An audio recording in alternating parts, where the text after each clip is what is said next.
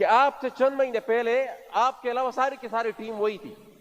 ये जो डीजे आईसाई थे, डीजीएमओ थे, सारी की सारी वही टीम थी, सिर्फ एक फर्द तब्दील हुआ था। मैंने कहा सिर्फ आपके बदलने से पूरी की पूरी पॉलिसी बदल गई। ये तो एक क्रिमिनल नेग्लिजेंस है।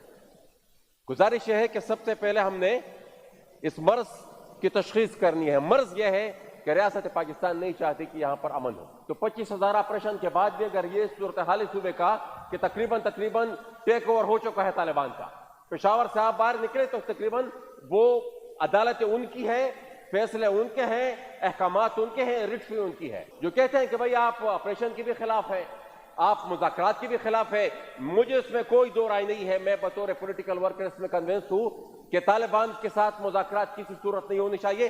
दे वांट एब्सोल्यूट पावर, वो पावर चाहते हैं। पावर आप देने को तैयार हैं, स्टेट की जो रिट है वो आप सरेंडर करने को तैयार है। जब नहीं तैयार तो वो मुज़ाकरात की जबान वो समझते नहीं है। लेकिन गुजारिश यह है कि मिलिट्री ऑपरेशन का भी हाल हमने देखा।